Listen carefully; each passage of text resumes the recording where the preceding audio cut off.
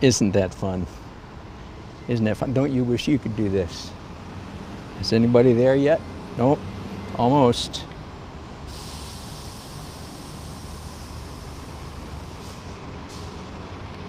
There we go. I have one person watching, and it is me. But boy, I enjoy my own company.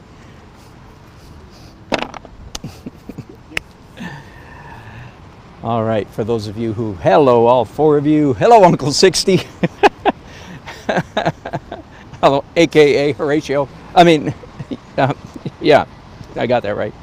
Hello, Jane. Good to have you on board. All right, this is Daily Art Adventure number 712. It just seems like yesterday we crossed 700, doesn't it?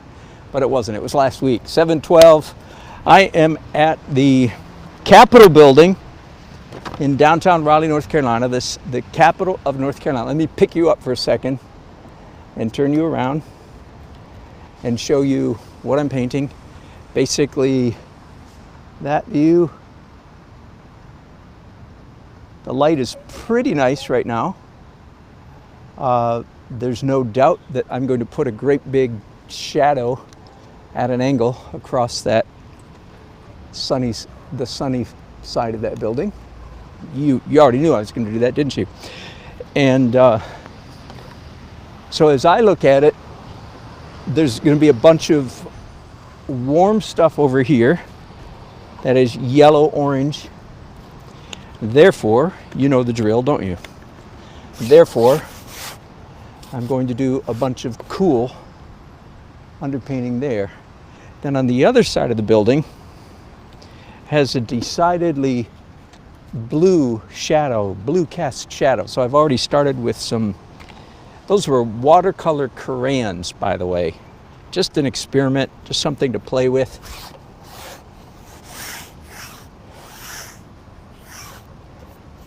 So since it looks to me like this side of the painting is going to be cool, therefore my underpainting is warm. This side of my painting is going to be warm, therefore my underpainting is cool. It can't get any simpler than that, can it? And as you know, and I love painting outside because I can do this. Ooh, isn't that pretty? Wow. And you wonder how I get paint on my white shirt. Oh, isn't that, I'm not kidding, that is just beautiful. Now I did, tragically, I forgot to get my long-handled brushes out of the van today when I was unpacking. Unpacking on a day like this, when I'm, 50 yards from the nearest street and 150 yards from where I had to unpack. Unpacking, of course, is quite the adventure. Now, I'm guessing, my first guess is that the far corner of the building is going to go over there. I need to be careful that this line is not right in the middle of the canvas. Now I think I can cheat and move that over there. So I've changed my mind already. And let me back you guys up just a little bit. Partly because I want you to watch me do, that artsy thing. So I'm holding my brush up flat against the plane of vision, right?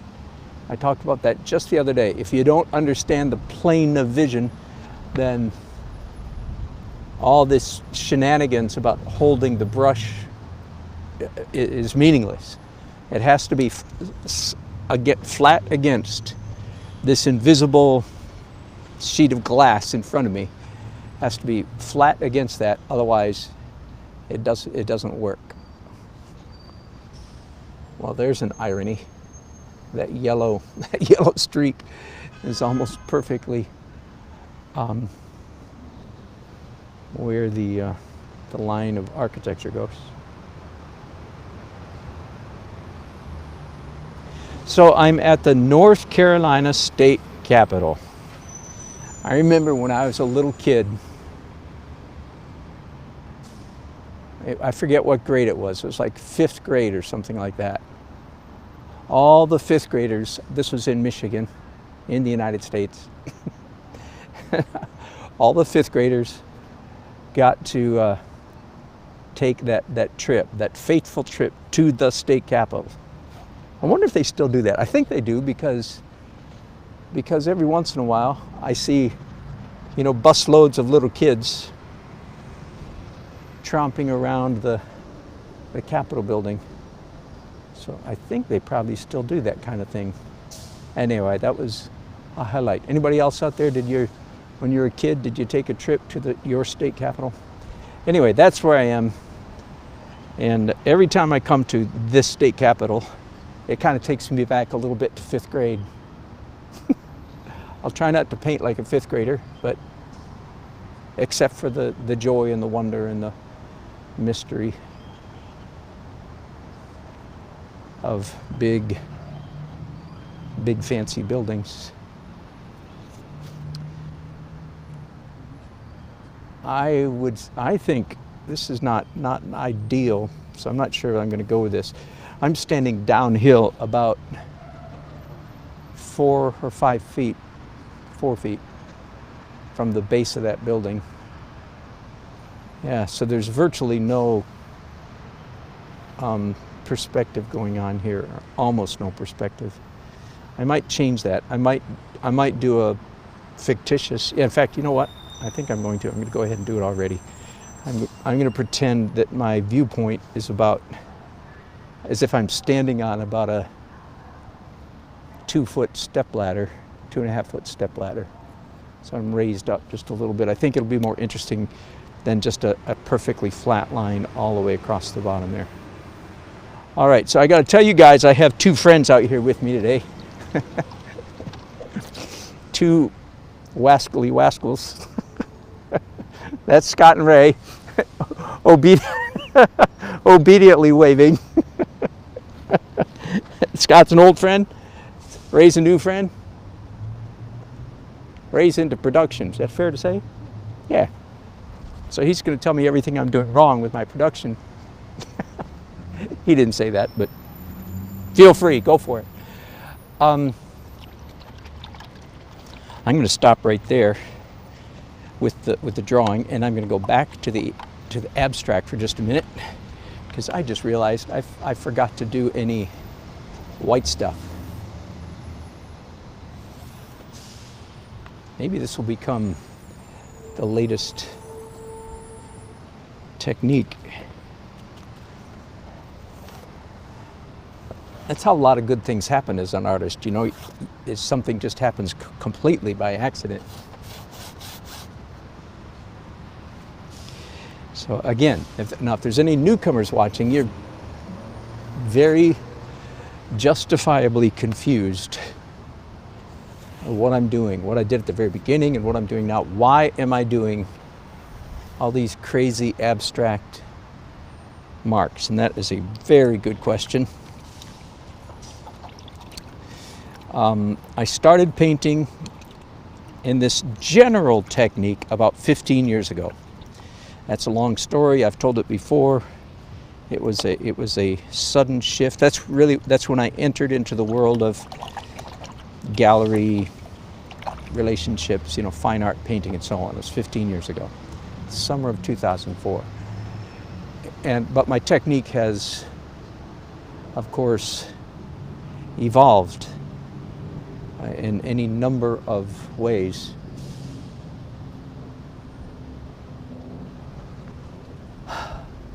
One, two, three, four, 5. So my technique has evolved quite a bit over the years, and this business of doing crazy abstract marks, it is pretty crazy. I mean, there's no, I'm not pretending that like this is normal or typical. It is not. It's my own. And as I say often as well, I never set out, I never decided at all to become a weird painter. It just happened little by little over a long period of evolving that my technique has gotten more and more idiosyncratic, shall we say. That's a good word, don't you think? That's a synchrony that idiots have, or something like that.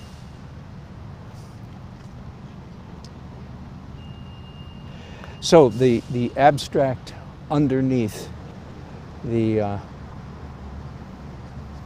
representational painting has become pretty important, pretty crazy, pretty important.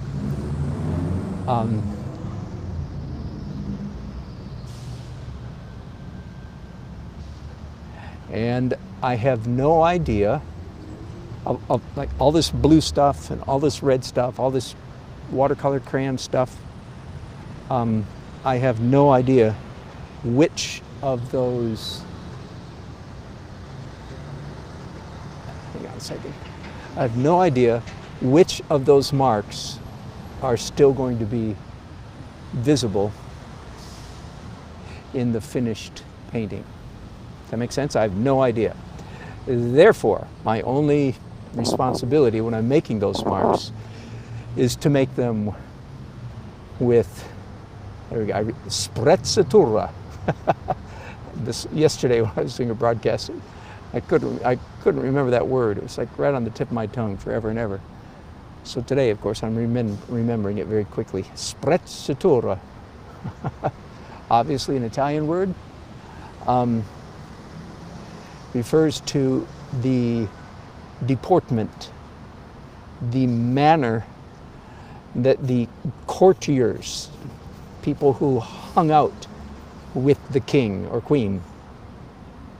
It's an old word from an old age of history describing how the people that hung out in court,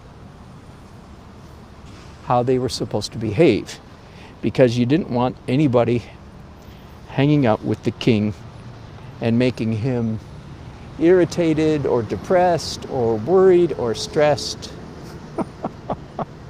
This is funny, right? No, you didn't want the king. I'm thinking of Mel Brooks. It's good to be king, you know. Nobody in your presence could be behaving in an untoward manner. How about that for language? Everybody had to pretend that everything was just all right. Everything's just all right. Thank you, Doobie Brothers.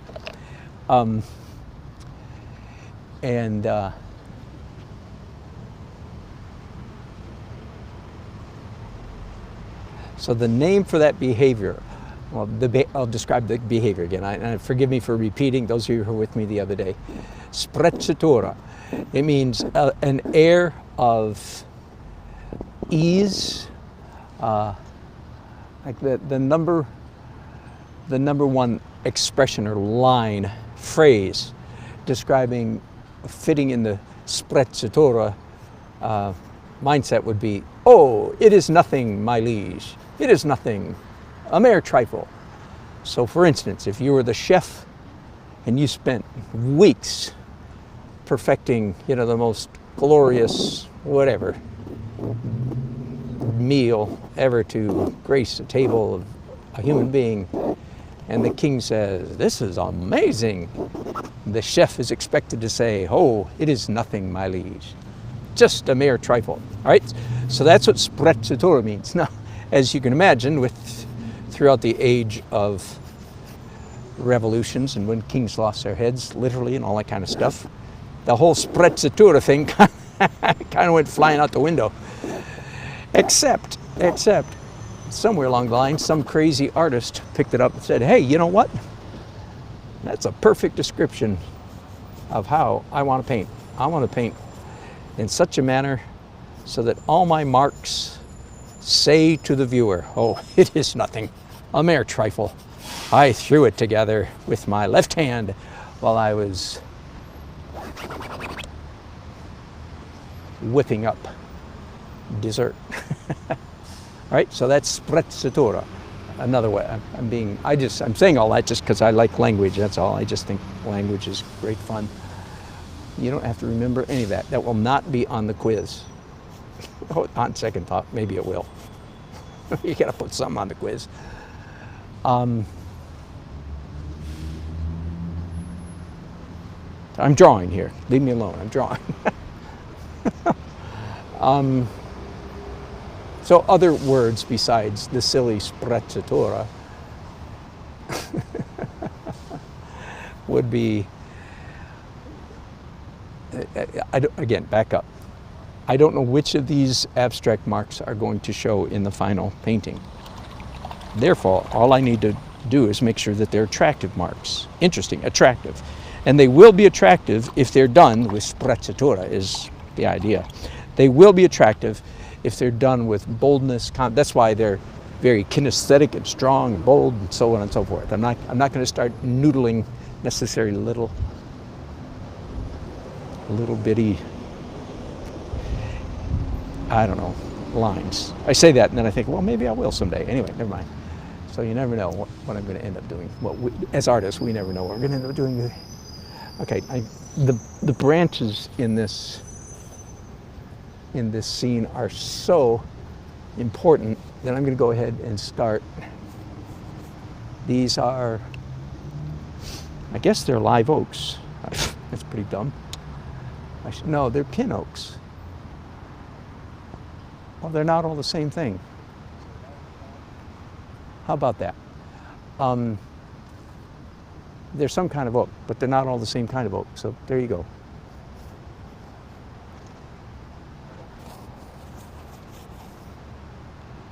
But they have very branches that look like that. Very curvy, wavy, droopy.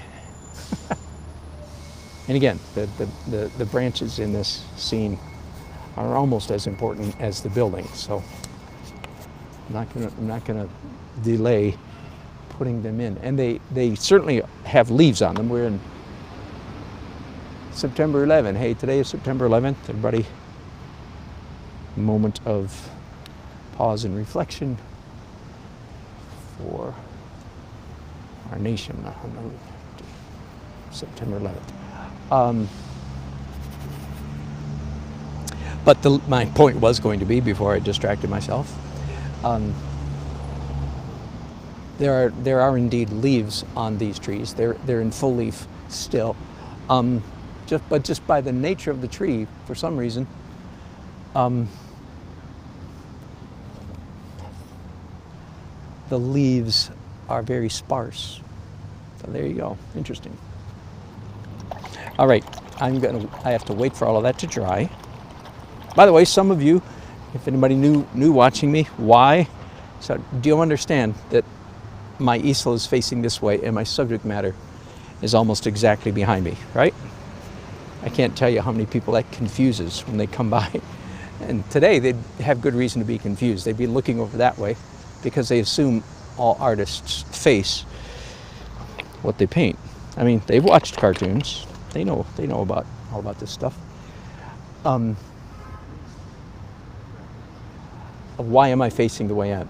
Well, it's real easy and simple in one word: sun. You can't paint with the sun, with 90-degree sun coming down on your poor, innocent pate. And you can't paint with sun hitting your canvas.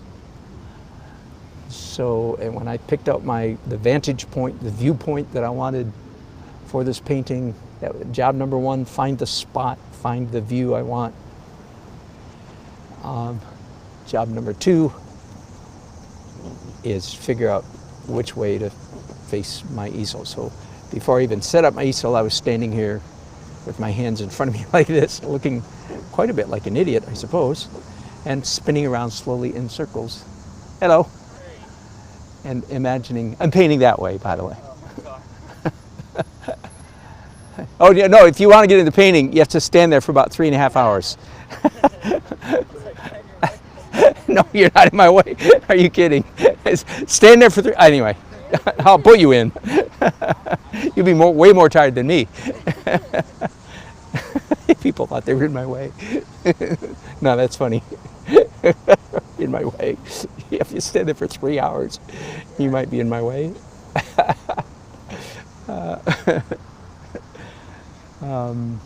Oh, there's a beautiful lamp. I didn't even see it. There's a beautiful old... Here, let me turn you around, because I know you guys... I got several people that have joined me in the last several minutes, and I didn't show you. So let's do that again, okay? Here we go. So there, actually the lighting's getting even better now. Let me try to hold you straight. There we go. All right, so I'm cropping something like that. Got it? Is that nice? So the lighting's getting pretty good. One thing is clear. Again, I am taking pictures, by the way. In fact, let me go ahead and do that right now, just so you can see that I'm telling you the truth. Goodness knows we want you believing that I'm telling you the truth. Sounds like a real paranoid person talking there. And once again, I'm taking pictures with the Pro HDR app, okay? If you own an iPhone or a Android, your camera says that it has a HDR function on it. Do not believe it. It's a fake HDR. Doesn't work. You have to upload a real $2 for a HDR Pro or Pro HDR. I forget which it is. High density. Ray, what's HDR stand for? Do you remember? High definition resolution. That's it. So essentially, the picture, it takes 3 pictures: overexposed, underexposed, and middle exposure.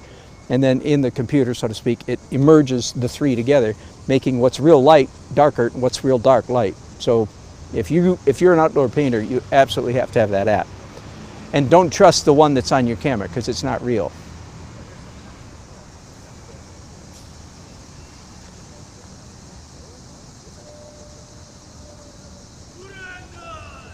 And there's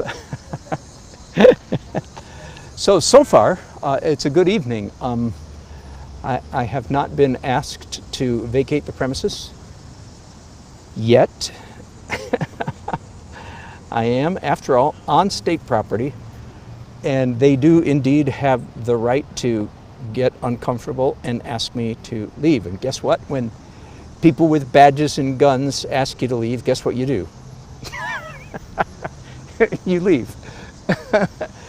There's a story. There's a history. This is probably the I don't know, 15th or 20th time in 15 years that I've painted that I've painted the Capitol, and that I've painted on the Capitol grounds. Now you.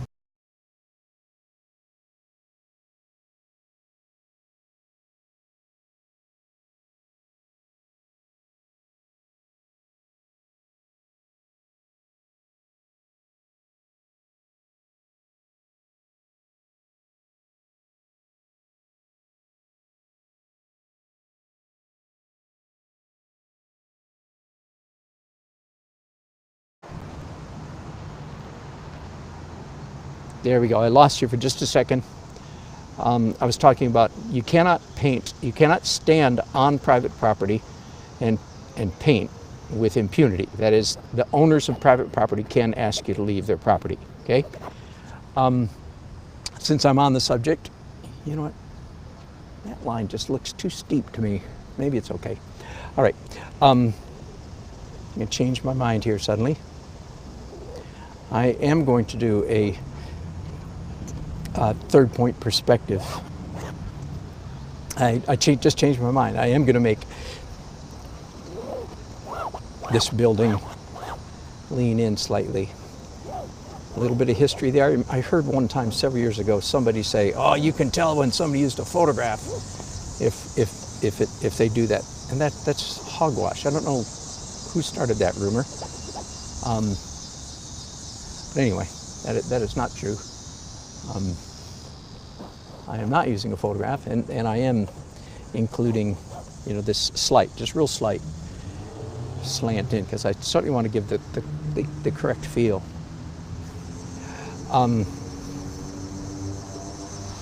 All right, let me look at.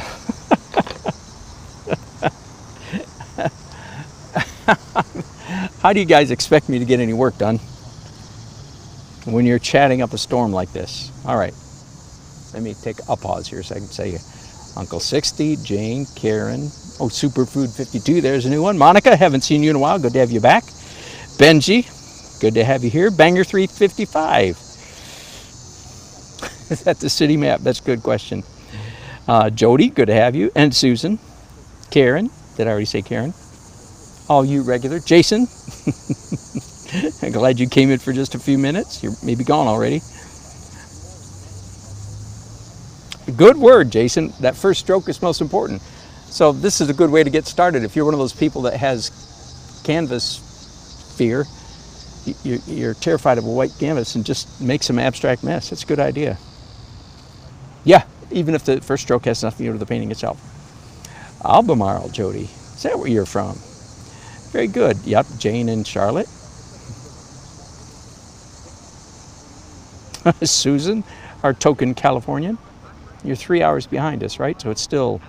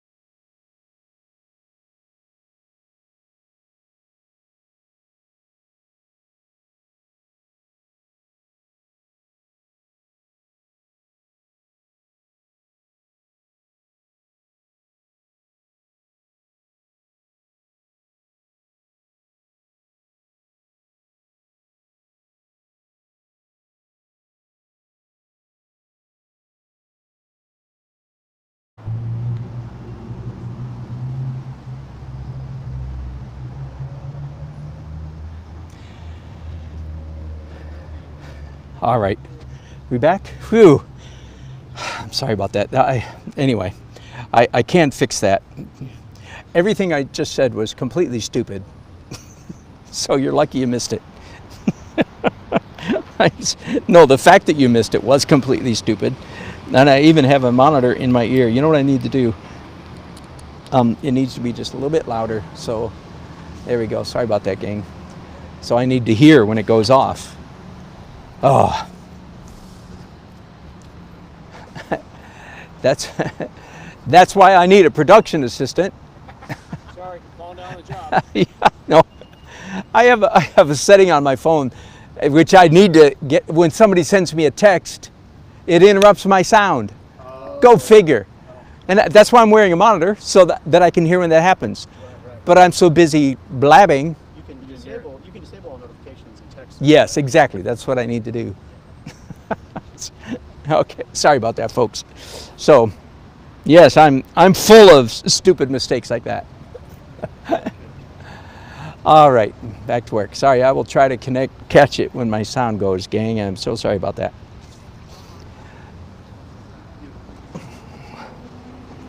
A little bit more about me standing out here, and I haven't been arrested yet.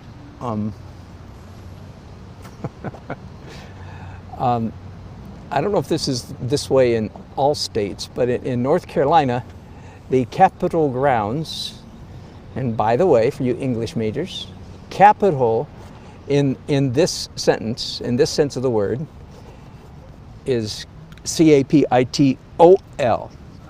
Got it? Now the capital city of, say, Raleigh is capital AL. but the Capitol building is OL. Is that just weird? What English teacher back in 1643 decided that one kind of Capitol should be OL and the Capitol building itself is OL and all the other capitals are AL? Is that crazy? Anyway, so I'm standing at the Capitol OL today, and the Capitol OL is controlled by the Capitol OL Police. Not the North Carolina, not the State of Raleigh Police Department. No, this is Capitol, with an O, Police. And as I said earlier, I've probably painted this scene about 20 times over the last 15 years. Maybe not that many, maybe 10 or 12, I don't remember, but anyway, quite a few times. And normally I do not get permission. In fact, today I actually tried to get permission, but I learned that you have to give them 3 days notice. So I informed them that artists can't work that way. I mean, really, besides the fact that we're terrible administrators, you can't predict, weather and a whole bunch of other stuff 3 days in advance. Anyway, so I talked to a very nice lady for several minutes, and we talked about this and so on. And I just finally said, tell you what, I won't tell anybody if you don't. Of course, now I'm lying, telling all you guys. I said, let's just pretend we'd never had this little conversation, okay? Let's just pretend you know nothing about me painting on Capitol grounds today. Let's just pretend none of this happened, okay? And she said, well, all right. Because I did not want to make reservations. Anyway, so having been on the grounds here, somewhere between 10 and 20 times, I have never gotten permission, except one time. It was about 4 years ago, I think. So one time I was a good citizen. I was a good boy. And I, in fact, got permission. Now, I didn't do a 3-day permit thing. I just got permission over the phone. But anyway, I actually got permission from the Capitol Police office, from some Capitol Police officer on the phone, to come out here and paint, set up and paint. And I was about 40 yards over to my left, happily painting for about an hour and a half or 2 hours. Suddenly a officer woman walked up and said, sir, do you have a permit to be out here? And I said, funny you should ask. I've painted out here a whole bunch of times. This is the first time I ever actually got permission. She said, well, I'm going to have to ask you to leave. And I said, what? I said, what? This is the one time I got permission. She said, I know, sir. But I can't do anything about that. But the boss man sent me over here and said, you have to leave. I said, you're kidding. So, I was just kind of playing with her good-naturedly. I said, this is the first time I ever got permission. I've been here 10 times. And it wasn't very long, and I wasn't speaking in a threatening manner at all, by any stretch. I was talking to her the way I'm talking to you. Next thing I know, there are officers subtly sauntering. You ain't seen nothing till you've seen an officer subtly saunter. Officers subtly sauntering up to me from all quarters. Next thing I knew, I'm surrounded by 5 officers with their twitching fingers, twitching their holstered pistols. And I'm packing up, and it must have taken me longer to pack up than they had expected, because next thing you know, here comes Boss Man. Here comes the chief. I don't know if I should continue the story or not, because it gets quite sad. You didn't see that coming, did you? I know. I should have stopped before I get this far in. Okay, but now I've gotten you this far, so I have to tell you. It's like watching turning off. No matter how bad the movie is, you want to see how it turns out. So the captain of the Capitol Police came up, and he was very, I couldn't get a smile out of him to save my life. He was very, not businesslike, because it was beyond businesslike. He was very belligerent, frankly. He acted like I was an international terrorist. He gave me lots of scary, bad looks. I wasn't scared, but he gave them to me anyway. And made me kind of angry. He was just, there was no reason for that. There's no reason for that deportment. So I went home. This story's going to get worse here, real bad. So cover your children's ears. I'm kidding about that part. So I went home that afternoon. I caught his name because I read his badge. And I went home and Googled him. I don't know why in the world I even thought to Google him, but I did. And I gasped at the very first thing that came up. And listen, I do not even approve. I do not approve of this kind of thing. I don't. But the very first thing, I Googled his name. And there's some wascally wabbit. There's some rascally person in America. We have a few of those. I don't know if you know that or not. I think they're from California. But they had taken on a job, an assignment, every week, of naming the worst cop in America, every week. Now, I do not even approve of that kind of, what's the word? That is just. But I Googled this officer's name, and guess what? That was the first thing that came up. This officer had been designated the worst police officer in America, like 3 weeks before my encounter. Okay, now this story's going to get a lot worse. There's no nudity or obscenity, don't worry. Of course, that didn't help my attitude a whole lot. See, then I kind of like feel justified. See, I told you he was a jerk. See, I told you. And the thing he was named the worst officer in America for was for being a belligerent, puffy-chested, you know, the type. The very thing that he had done to me was why he was designated, I don't know how much earlier. You know, it might have been a couple months or 6 months anyway. So anyway, I was tempted then to have a bad attitude. I tried not to, and I succeeded most of the time in not having a bad attitude, if you know what I mean. Because we all have our bad days, not just because this guy officer is having a bad life. Sorry.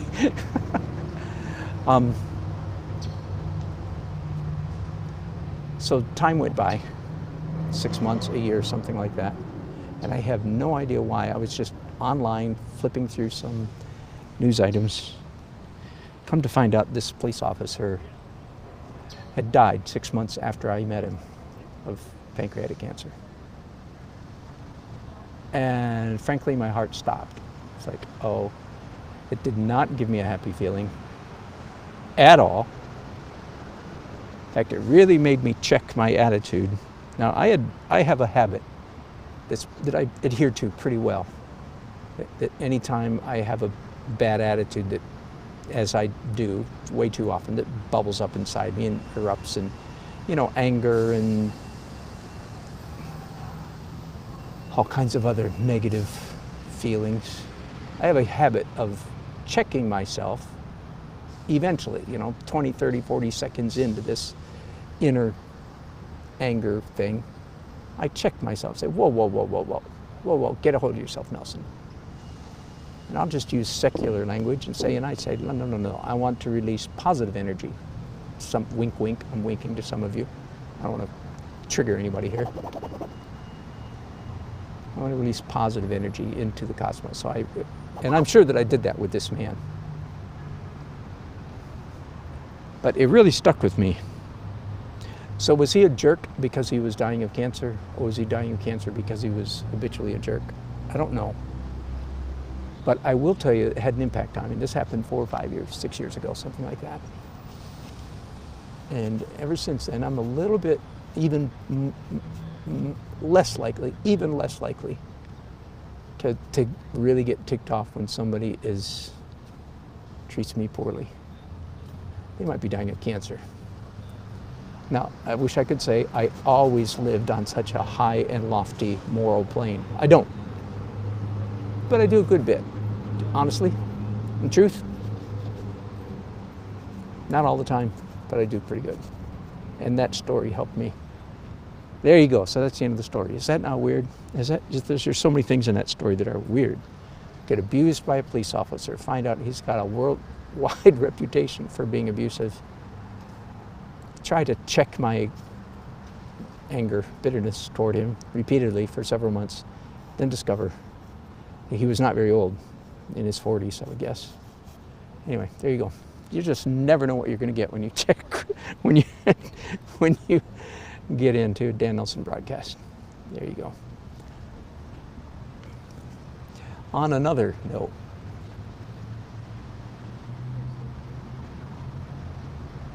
musky, absolute wreckage. I'm not sure what that means, but sure. I'm not sure. Maybe I'm an absolute wreckage. Anyway. Or it was neither one. Oh yeah, of course, that's an option too.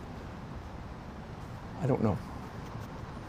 Anyway, I don't want to trigger any of you. Some people in a materialistic society are easily triggered by any suggestion of any realities that are not measurable in the test tube or the microscope. So I know I'm driving some of you crazy.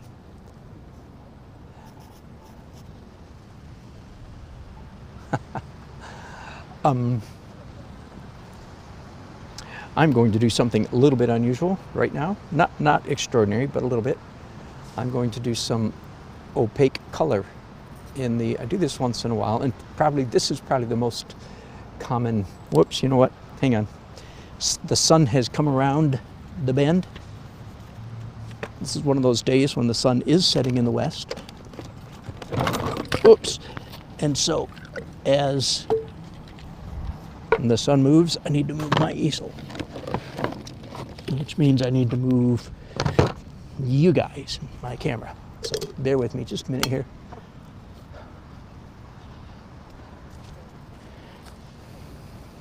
Get it? So that's the way it works. Oh, good. Here comes a school group.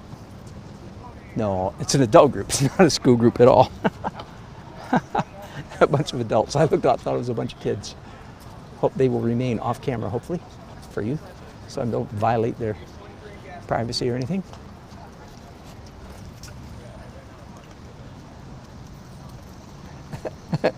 And on your right, we see one of the local artists painting the Capitol building.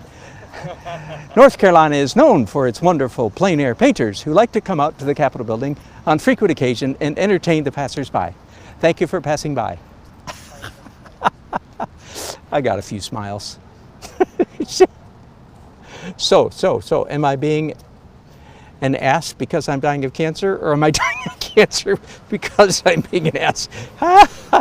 No, I'm kidding. I was not. That was just a little bit of fun. In my opinion, that was a little bit of fun.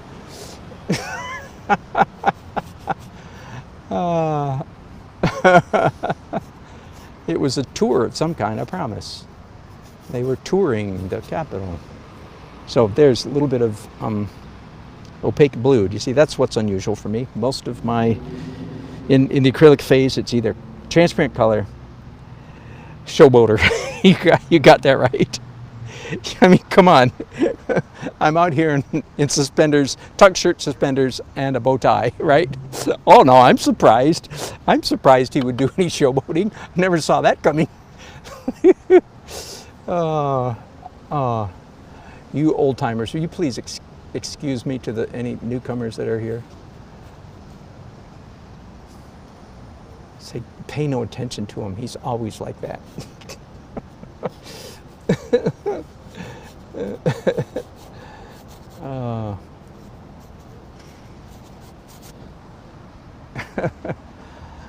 Oh, hang on. I got to take another picture.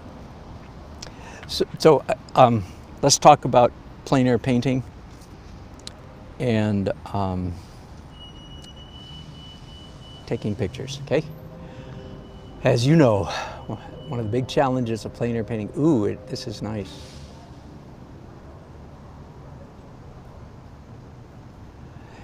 With plein air painting, the sun is always moving. Well, newsflash, the sun is always moving even when you're not plein air painting. But you don't care so much if you're not plein air painting. Hang on, time out for a swig.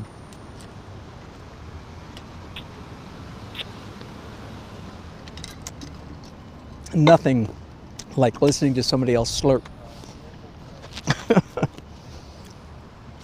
And what was that, I ask you? What was I was drinking? Come on, you know, yeah. Ginger ale has become evidently the go-to flavor in my old age.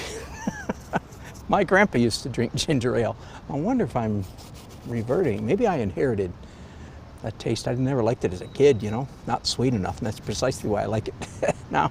It's not too sweet and not as many calories, eh? Oh boy, where was I? Okay, light. The light is always moving when you're plein air painting.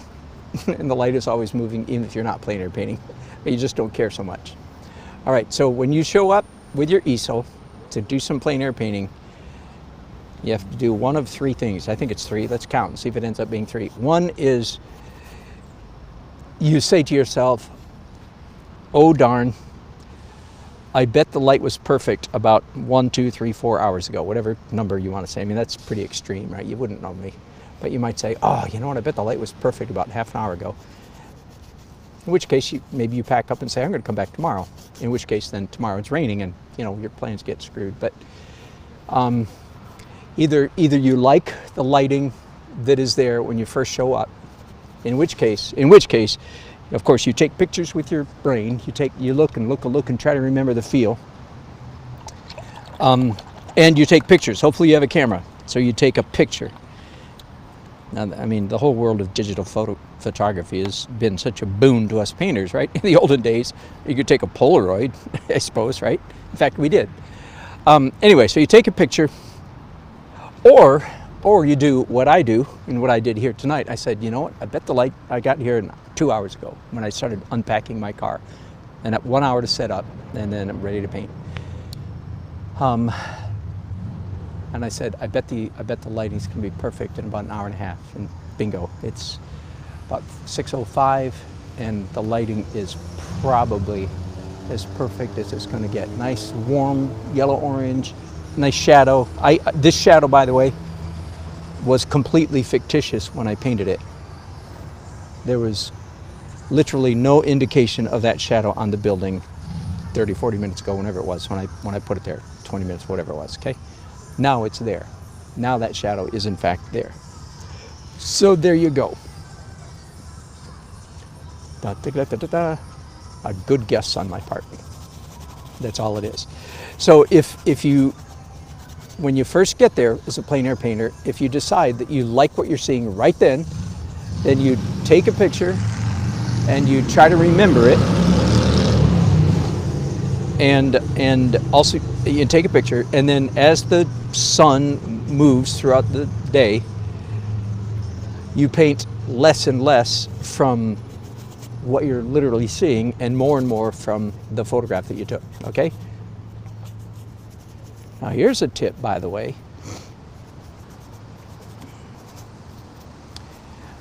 If you are going to paint like in your hometown, as I am here today, or if you're going to paint a place where you can come back tomorrow, one really good tip is go out one day and take a bunch of pictures and then come back the next day and paint. Does that make sense? That's legal. That is kind of high-tech plein air painting, if you will, but that's legal. And a real good tip. What I do most of the time, I would say about 85% of the time, is what I did here tonight, what you just saw me do, which is I got here 2 hours ago and I said, I bet the light's going to be perfect in about an hour and a half, 2 hours. Sure enough, that's where I'm at right now, and indeed the light is perfect right now. I mean, it might get more perfect, but probably not. What's going to start happening now is that the sun will go seriously down behind the horizon, and the light will become less and less optimal. at which time I'll paint more and more and more from my photograph. Now, one good option is the Claude Monet option.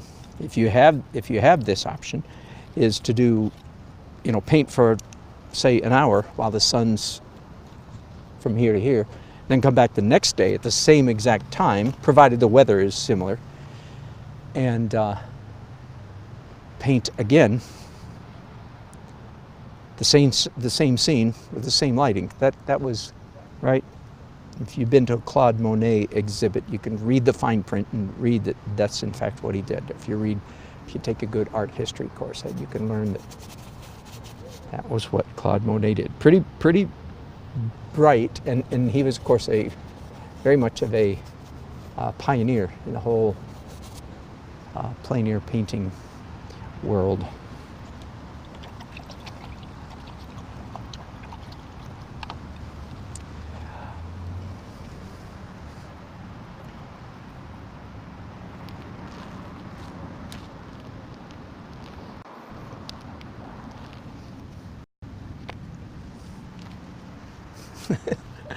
I just changed monitors. My monitors are supposed to help me know when my sound goes out, as you can tell.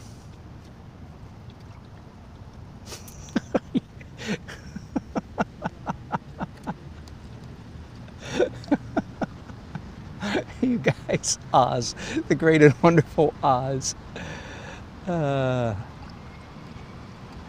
Susan, you're exactly right. Of course. I mean, I assume, I'm going way back now to the dysfunctional police officer.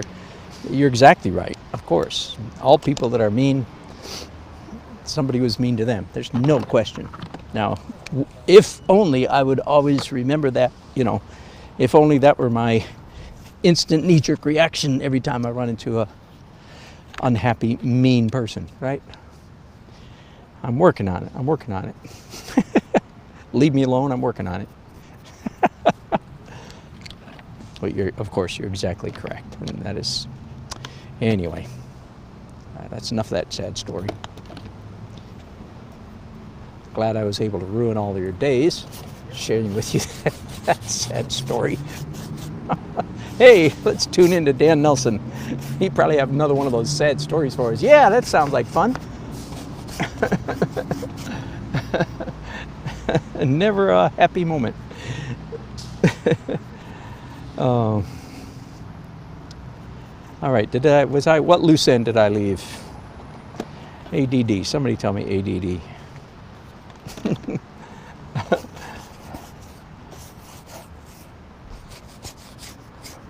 What brilliant thought did I just leave dangling? Isn't that pretty? Isn't that pretty? I'm assuming you understand that when an artist says something like that, at least when this artist does, and I think pretty much all artists, when they say it, they're not bragging. It might sound like braggadocious to a non-artist, but it's an expression of celebration and somewhat surprise. Like, wow, that's amazing. How did that happen? Now that doesn't happen if you're a tight early journey painter, first half of art journey painter. Because then everything that's on the canvas was put there on purpose by you, operating in a state of considerable control. So that kind of painting, yeah, there's not much surprise. When you paint the way I paint, surprises abound. Everything's a surprise, right? Does it look, again, summary description of my painting, does it look like I'm painting sort of just a little outside, a little beyond the edge of control? Well, it should look like that, because that in fact would be an accurate statement, right? Some of you are trying to get loose. Maybe that's why you're watching me. You're saying, man, I need to do more of that. It's kind of pretty, hey?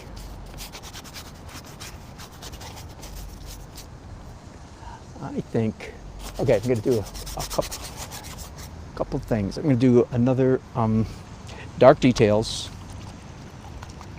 with brushes, not a pencil, dark details with brushes. And then a final white, and yahoo, I'll be done with, no, not done with the painting. I'm sorry. I think often, boy, it's too bad this isn't my technique, my style. But it's not. I hope my style's better than that. By the way, again, for you regulars, I spent a couple hours painting today on my Krispy Kreme painting without your company. Can you believe it? The nerve of that guy. And I am having a ball. I will bring you back in, not tomorrow, but the next time I paint on it. Maybe tomorrow, maybe. Anyway, next time I paint it, I will definitely bring you back in. But I am really having a good time with my Krispy Kreme painting that I started night before last.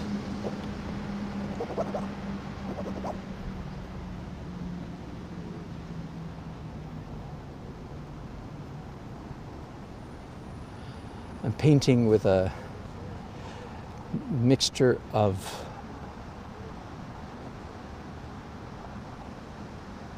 Can you water down the acrylic glazing fluid? Yes, a little bit. Yes, indeed, a little bit. Typically, these little pots that are mixed up, I've mentioned several times, they're whatever, 80% medium and 20% paint, or if it's a high quality paint, it could be as much as 90-10. But yeah, with a little water, usually like a big spray bottle, squirt, something like that, to give you some idea of how much I water it down. In fact, hang on just a second. Having said that, I realized I need to spritz. People ask me occasionally, how do you keep your acrylics wet? Well, here's how. First of all, they're in little pots, right? So the cuts down the air circulation, and the surface area is not as big because it can only evaporate from the top. But then periodically, plus it's humid out here. If it were dry, my goodness, you guys in the Southwest or California, you couldn't do this. I mean, you'd have to have a much bigger spray bottle and use it a whole lot. So I've lived and worked in the Southwest, in Texas, for a number of years. 9 years of my adult life and spent in Texas, by the way.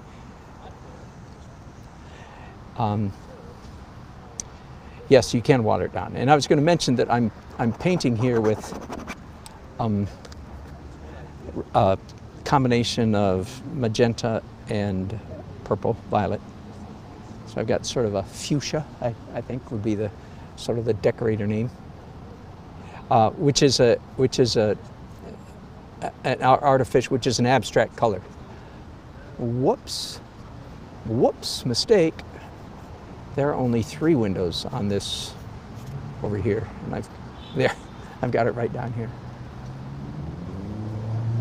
Yes, you're correct. No more than, I would be nervous doing as much as 30%.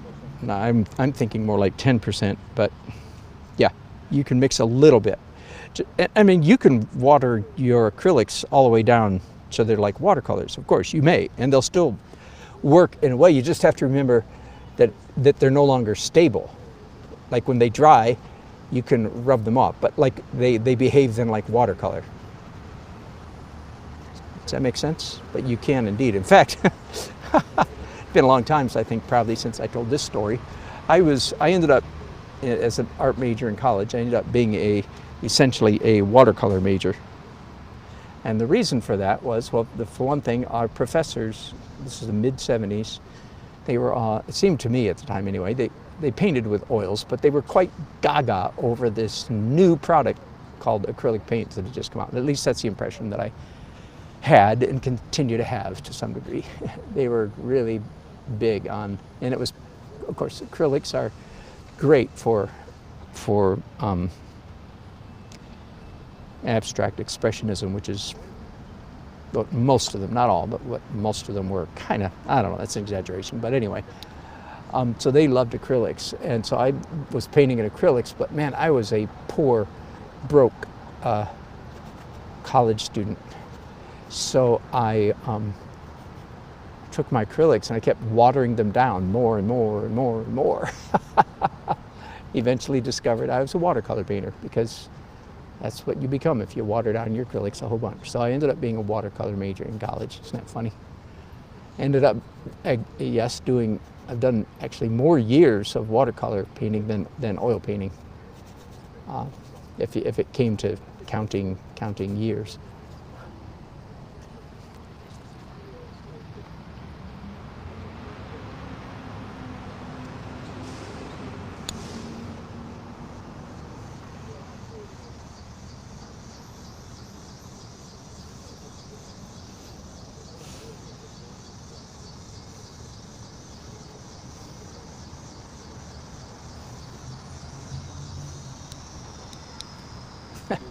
should have brought a chair for you guys. 2 chairs. Yeah, we're watching. Can you hang out for a little longer? I'll take a break in about No, you're blowing my mind. 10 minutes We're or something. The transformation. Right. Yeah, now the light's coming on. Yeah, well, just about to go. I'm going to take one more picture here because the light is just a little past optimal, maybe, but it's still really beautiful. And sometimes, you know, when you take a picture thinking it's not that great, and then after you look at it later and go, oh, wow, what was I thinking? It's great. So let's do that.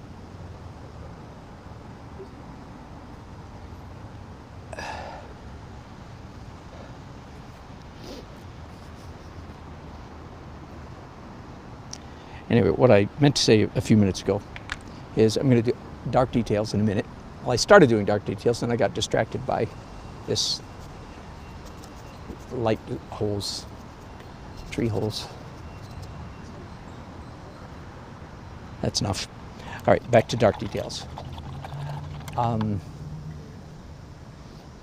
Hey, I have a white pencil here.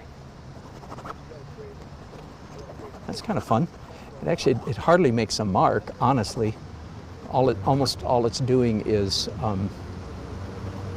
pushing paint out of the way. No, that's not true. Over here, it's actually making a mark. Isn't that nice? Fishing for a compliment. Yes, Mr. Nelson, that's really nice. Nice of you to ask. Whoops. Okay, I've got sun hitting me in the eye. But it won't last long, so I'm just gonna suck it up, grin and bear it.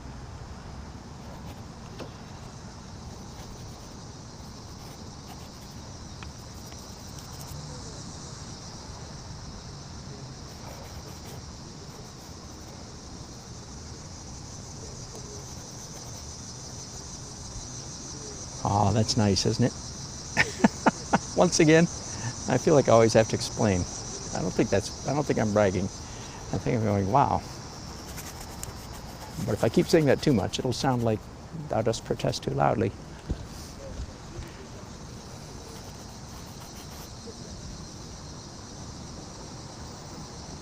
I think that'll do. Now, white. Whoops, I'm sorry. Camera, fix the camera. You guys are all yelling at me. One of these days, I'm going to think of something. You know what? You know what? One of you regulars, one of you know who you are, one of you very regulars. I need to get your phone number, and I need to, when I set my phone on Do Not Disturb, I can key in exceptions to Do Not Disturb. Why didn't I think of this earlier? Well, because I didn't realize I was going to have some people that watched me on such a regular basis, like some of you have. Then when I do something stupid like that, like leaving the camera, which is one of my favorite misdeeds, as you know, you could just pick up and give me a phone call. In fact, and I won't answer. I'll just look up and see your name and go, oh, and realize I'm doing something stupid. If you are a regular and you'd be willing to do that, would you please figure out some way to do that? Uncle 60, of course, I already got your number. A number of you, I already have your number. Anyway, don't you think that'd be a good idea? Because my phone can ring if I set certain exceptions.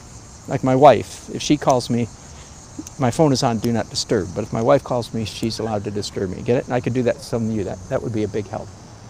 Great. Thank you, Susan. Bless you. All right. So I am, and again, sorry about that. I didn't paint anything good the whole time that that it was pointed the wrong direction. You believe that, don't you? Sorry about that.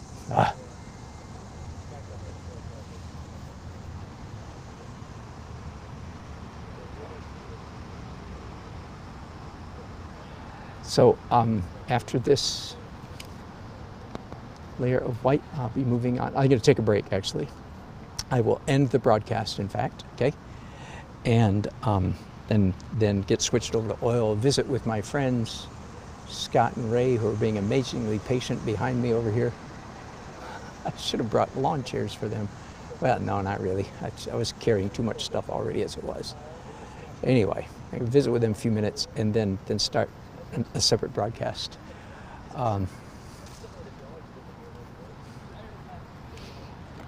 In oil. Okay.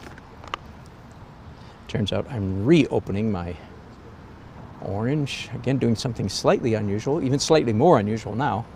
And that is painting opaque orange.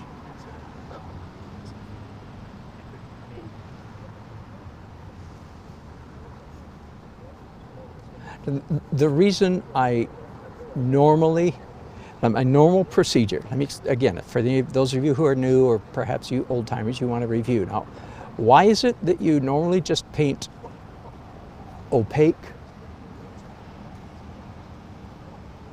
white and then color? The reason is, okay, like for instance, right now I'm painting, albeit a very thin coat layer of it, but I'm painting opaque orange. Check, register, okay.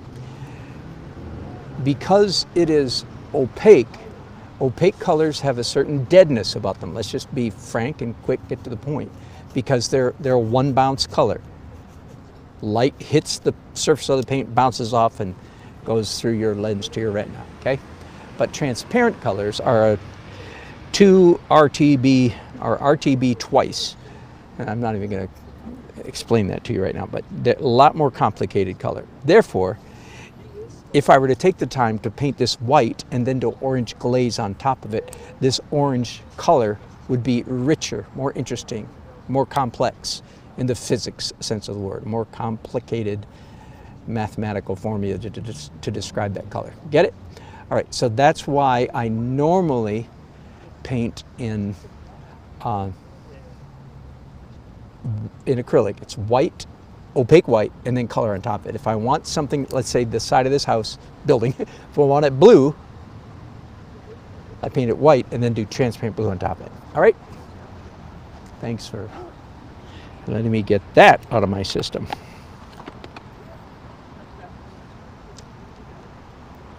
Then you could say, well, why do you cheat sometimes? Like I'm doing right now.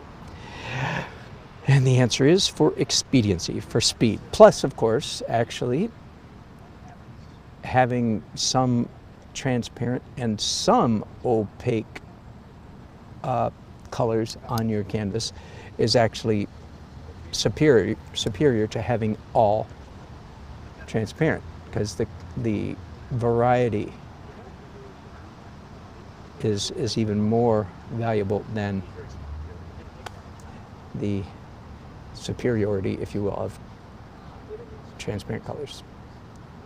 There's a lamp post. I think there's only one of those in my, there's one way over here. Just a hint. Okay, almost done here. I'm going to do a little bit more white. And then in this broadcast, thank you guys for all your wonderful chats. Who's picking on Karen? I got that, Uncle.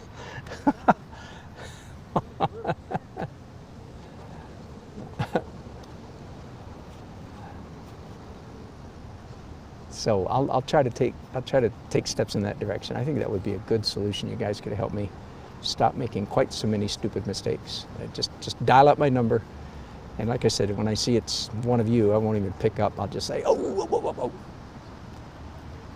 Because goodness knows, I amaze myself with my capacity for making stupid broadcasting mistakes.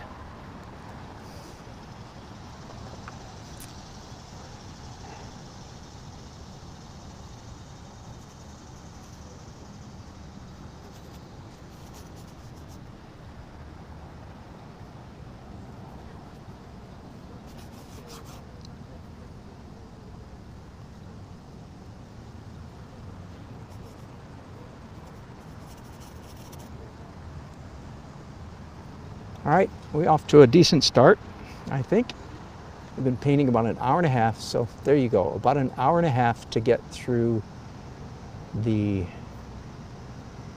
acrylic phase on a 24 by 36. So that's, you know, moving right along.